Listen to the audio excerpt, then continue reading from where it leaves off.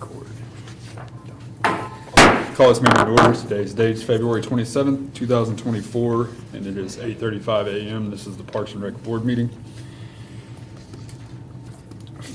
First item on the agenda is the adoption of the agenda. If there are not any additions or changes, I'll entertain a motion to adopt. Make a motion. Second it.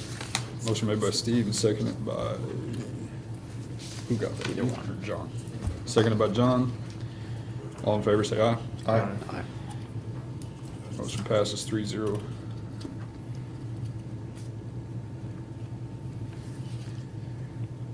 Next item on the agenda is presentation of minutes from February 6th, 2024. I know you guys just got them a few minutes ago. Do you want to wait to approve them, or did you have a chance to read through them? Or you can read through them now if we got time. Yeah, skim through here real quick.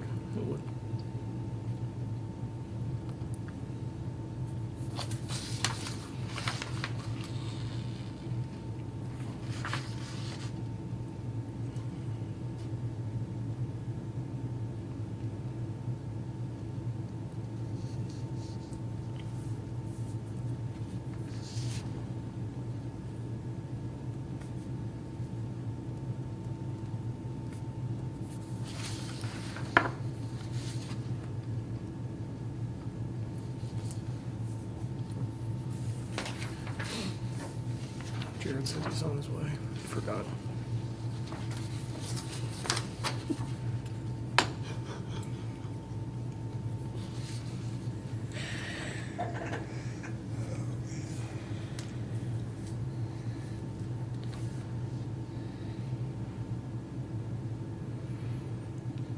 Looks good to me.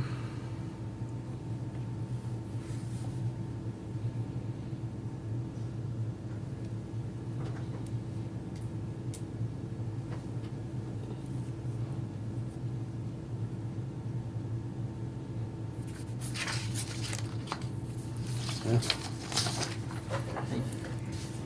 Make a motion to approve. A second. Motion by Steve, seconded by Zach. All in favor, say aye. Aye. Aye. Motion passed 3-0. Comments of citizens, there's none. So we'll jump down to old business. Frank Clemens Field and Tulsa Junior Senior High School agreement. I sent the agreement to John Sholdo on that Friday, I think it was, after I got it modified. And I asked to get it put on the Tuesday agenda. He said he already sent the agenda out, but he would send it to the board and would probably not get on that agenda. So we don't have an answer back on that yet, but from what I'm hearing outside of the school, so unofficially, I've heard that they're gonna approve it. So hopefully it'll be in their next board meeting. So if that has to wait another month, do we have to mow it and keep it up until then, or? Legally, yeah. Mhm. Which, I mean, that's not a big deal, so we can do that. Time of the year. Sorry about that, guys.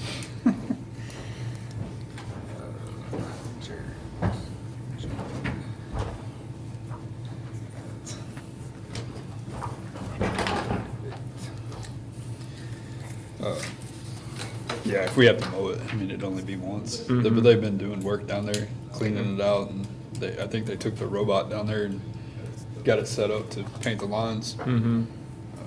which actually looks really good because those lines are real thick or Mhm. wide.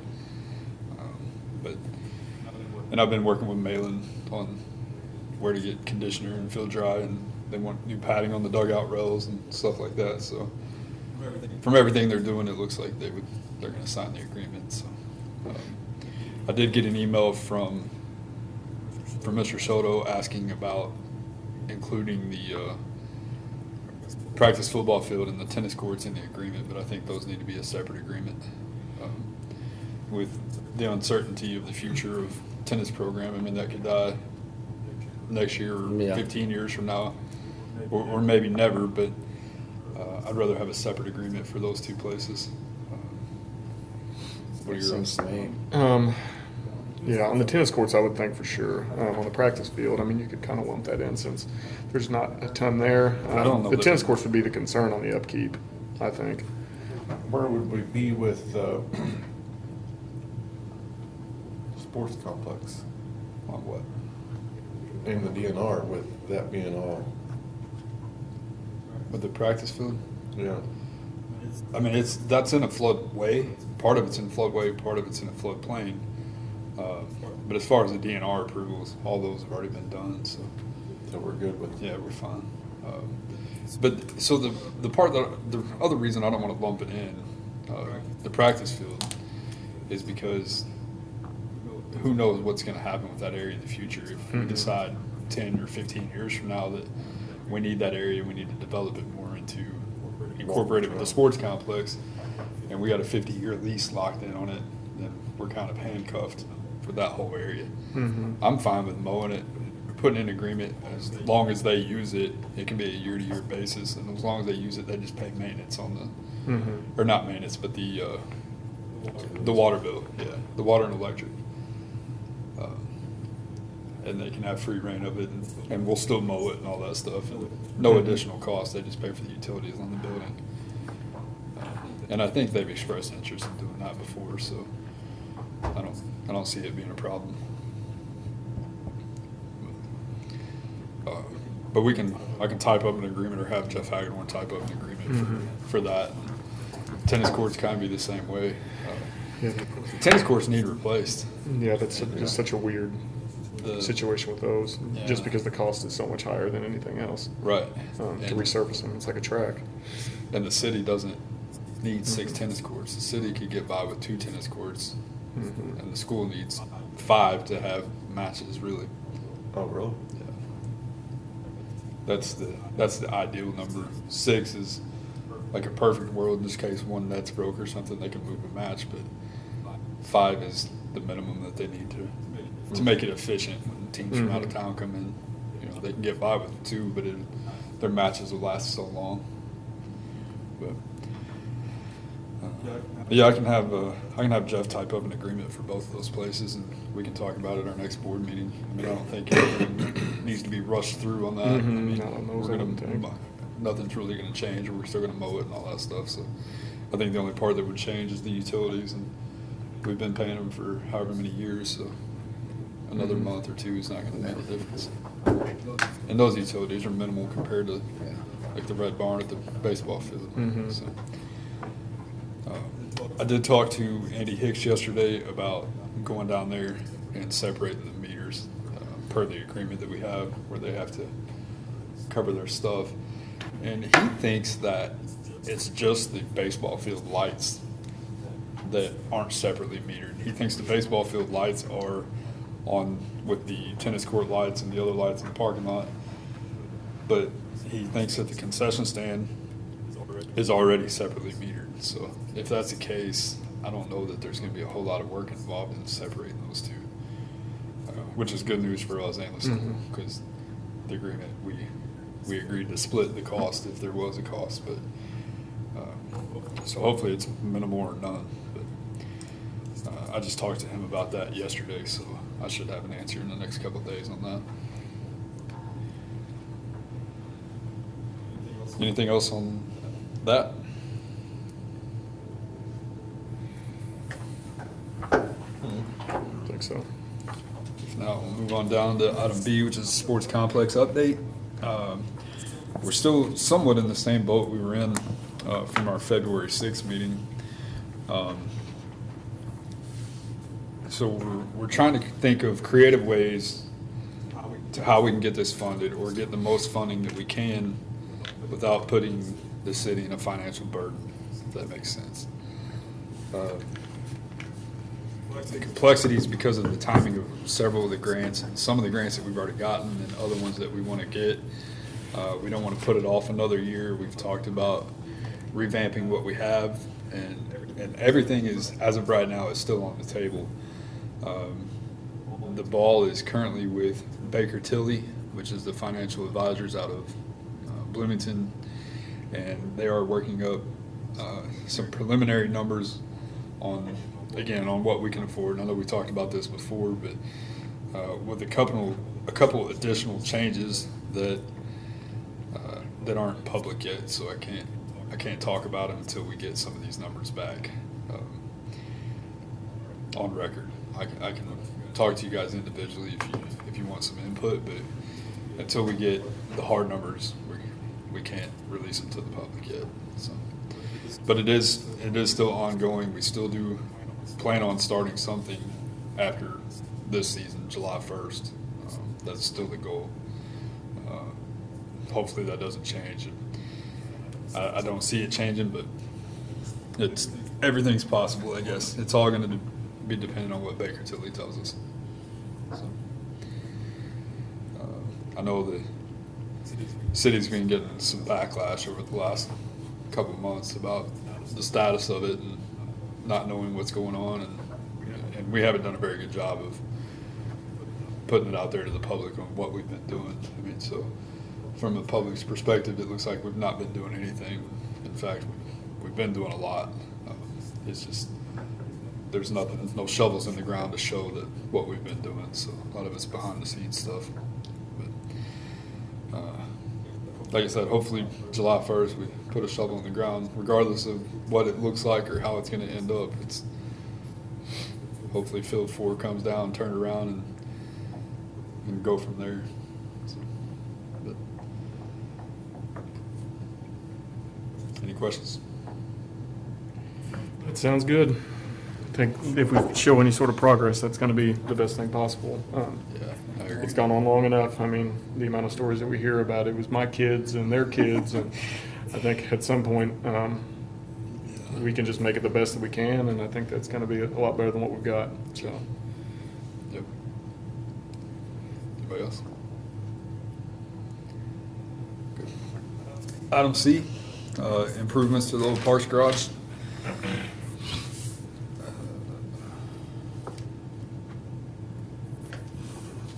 Not really sure why that's on there. We did that last. Yeah, we did, and it's in the minutes. I don't remember, I don't think last time that the driveway was done, we did put a new driveway in. I think we had started on it, but it's finished now. Now we can actually pull a tractor into our garage without having to, it was literally 11 inches lower than the drive that you can pull up because it sank so much. We got the gutters installed Friday? I think it was Friday. The new gutters got installed, so hopefully keep the water out from washing it out and keep the water out of the basement. So we'll know today after it rains. So, other than that,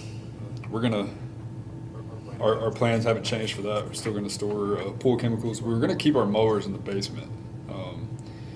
It's still a possibility, but our 8-foot mowers, the doors don't open all the way because of the ground, the hill. So we either have to dig that out and probably need to pour a small concrete pad there to drive into it, because right now it's just mud. But so the doors don't open, so the tires hit on both sides. We got to pull those bat wings in and hold them while we drive in. And it's, one, it's not very safe. You're gonna chop our fingers off, but you don't want to tear up our new doors either. They were like $2,300 for both of them. They're steel doors, so. I think by opening the doors the rest of the way, it would solve that problem. I think we can get in there pretty easy. But if not, then we're going to store chemicals and things like that down there and put the mowers upstairs. But that's about it on that garage. Still needs a new garage door, which I'm going to wait. We spent quite a bit of money, and it's only February, so I'm going to wait until probably mid-summer to see where we're at. I need to spend some more money in our parks before I make a Taj Mahal old garage. So, but it does need a new door. Next item on the agenda is Dennis Crest Field improvements. We talked about this last time, what it needs. I met with Justin McCormick yesterday, and we talked about the field conditioner and how it needs to be put in on the current fields and how you mix it and how you till it in, and how much tonnage is needed for each field to do certain levels. And after I read through it, I'm like, well, it looks like that we can use a whole triaxle just on the 4 fields that are down there, and that wouldn't touch Dennis Crest. So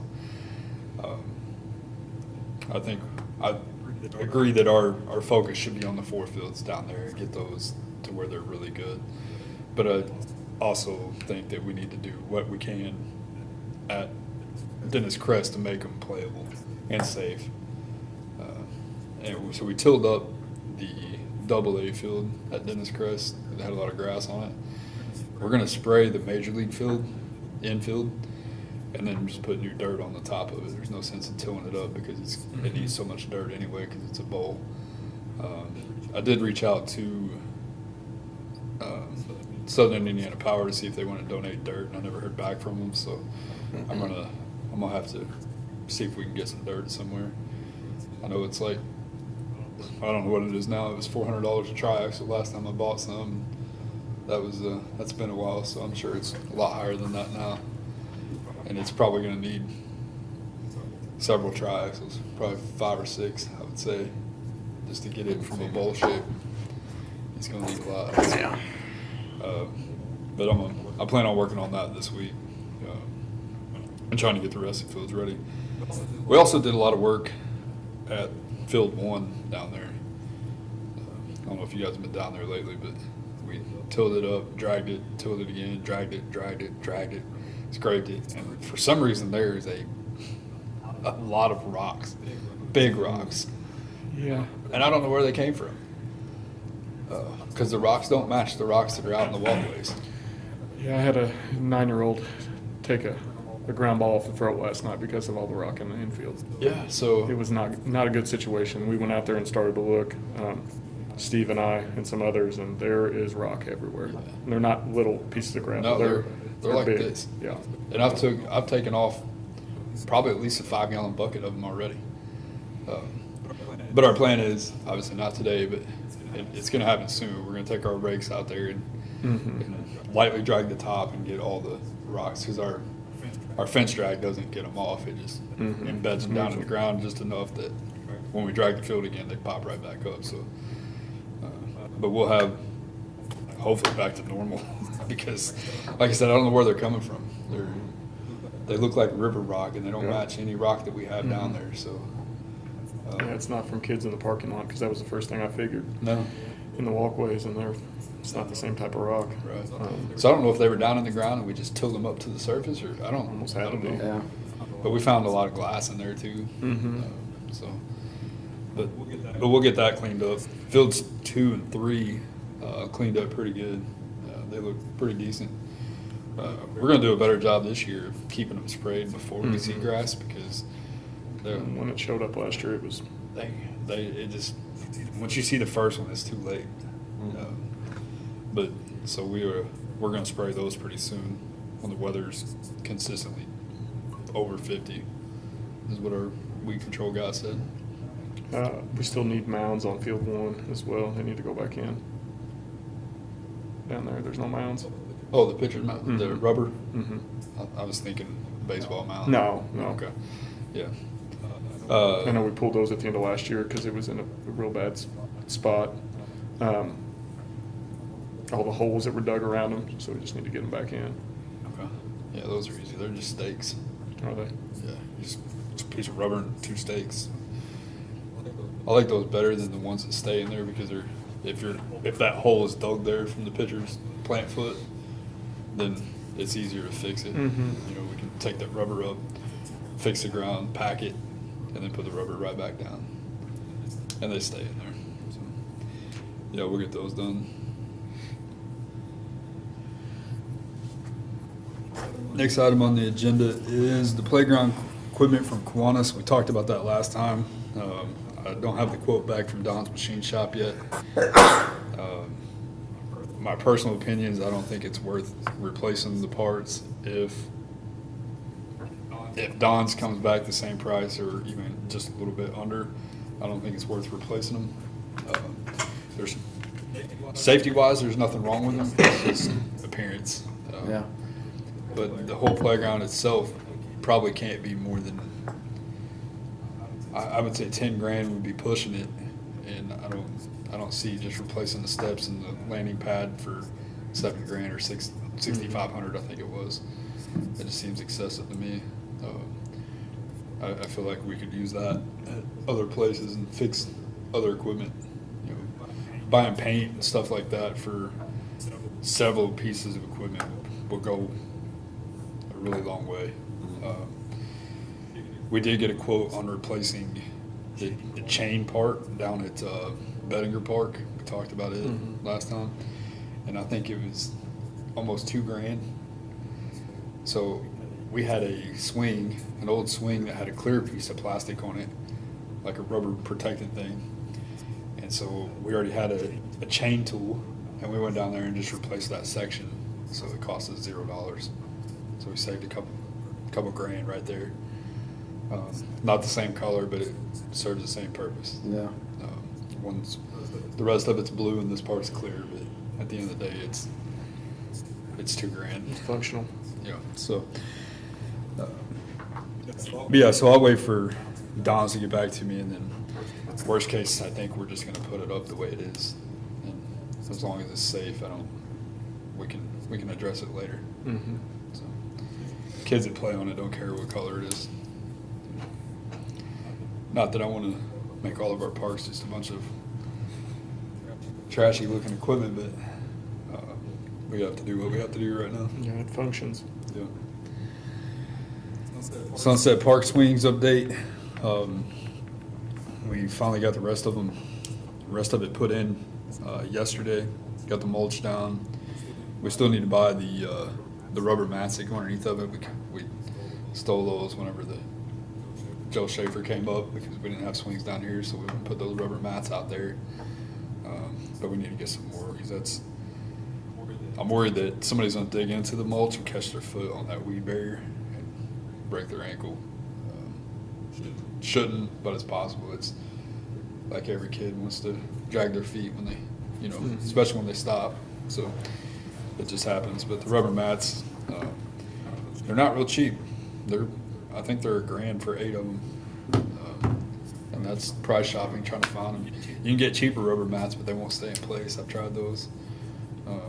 They sell it by a roll up at Orscheln's, but it's much thinner. And when the kid, you drag your feet coming back, and it's gonna go with you instead of stay there. So I'm probably just gonna order those and get it done and do it right. But there was I did put a Facebook post out. There were a couple negative comments, but for the most part, the rest of them were positive about it. So it's been a while. I think they got torn up in last July, and we just now got them put up because of several reasons. The insurance wasn't real fast. The lead time was forever, and then it was just weather of trying to get concrete or get the holes dug for concrete. The removal of the old swing sets had a large amount of concrete on them. I bet there was 2 yards of concrete on each pole. It was unbelievable. Our backhoe, or not our backhoe, but a backhoe, barely pulled them out. So they were in the hole. So, but that kind of worried me because the holes were so big that our new poles went pretty close to these holes. And I was like, well, I don't want to fill up those holes and our hole with concrete because now we're going to be 10 yards of concrete deep into this thing when it really only needed less than a yard. So, but it worked out. They're up, and we were able to position them in a spot where we didn't have to work around those big holes. So, should be good. Next item on the agenda is Joe Schaefer Park shelter update. That's actually just got a quote back from B&A Metals today. I'm going to meet with Leadership Perry County at 11 this morning. Out there, Leadership raised slightly over $30,000 to go toward this project of building a shelter. I don't know if you guys have time at 11 and you want to come out there and kind of see what the plans are, what the idea is for the bathrooms and the shelter combined. But in a nutshell, those little cove areas on each side of the bathrooms is a prime spot for people to go in there and use the bathroom when the doors were locked or winterized. And my guys and I cleaned up 7 piles of human feces last week. And I don't want to do that ever again. So I want to block those off on the ends. I want to move the doors to the south end of the building, the long side of the building, facing, I want the shelter house between the building and the playground, which I think makes sense for parties and things like that. And then I think we make 4 unisex bathrooms using the existing structure that's there. We'll have to move an interior wall. The flooring will have to all be jackhammered out, which is all cracked, especially around the outside anyway. And then pour a concrete pad for the shelter house at the same time. But I did get a quote back on the shelter, and it's a lot less expensive than I thought it would. 6x6 post frame, 18-foot long, 2-foot overhang, so it's 22-foot wide. 36-foot long, so net 40. No exposed wood. It'll have a metal ceiling, metal roof. All the beams will be wrapped. The posts will be wrapped. So it'll look nice. It won't just look like a wooden structure, if you will. And then we'll change the metal and fascia on the bathroom when it's remodeled to match, so it'll all look like it's made together. It'll have gutters that drain out to the street, so we don't have flooding and no muddy messes and stuff like that. Wheelchair access ramp will come from the road all the way up to the shelter, and we'll incorporate a concrete ramp that goes into where the handicap swing is for the wheelchairs, so they'll be able to get in there.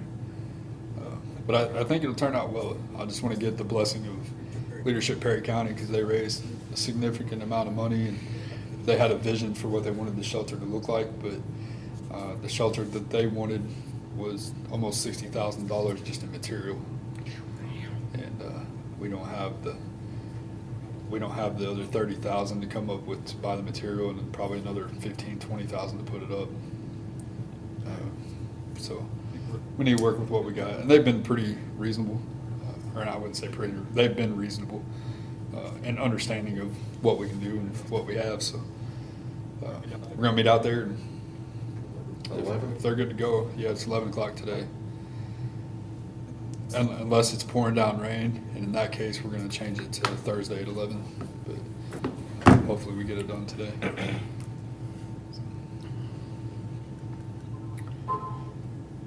But yeah, if we if they're good with it, then we're gonna pull the trigger and start moving. I'd like to get that done before the season opens, the bathroom season. I mean, bathrooms really need to be started getting open relatively soon. So we might have to put a couple porta potties out there while we're doing the construction. But I think everybody would be fine with that if they see some progress. Yeah. And we did get a compliment yesterday on the basketball court lighting and just how nice the basketball courts are. So thanks to Ohio Valley Gas for helping sponsor the basketball goals. That's helpful for us. So people love them, taking care of them. Their backboards aren't broke. That's what you hope for. They Huh? just take care of them. Right. That's what you hope for, is Yeah. they just take care of them. Yeah, so they're, and the ones at the Yeah. pool are lasting too, so they're not breaking them. I was a little worried about it when we first put them up at the basketball court, but they're thick, so I mean somebody's gonna have to try to break them. Not that they won't try, but it's not gonna be just from throwing a basketball from half court, bouncing off the Right. backboard. I mean they're really well built, so, and we put the same ones up out there at Joe Schaefer, so knock on wood, I hope they last. New business, I don't have anything, so if you guys don't have anything else, I'll entertain a motion to adjourn. I'll make a motion. Made by Zach, Second it. second by Jared. All in favor, say aye. Aye. Aye. Motion passed 4-0.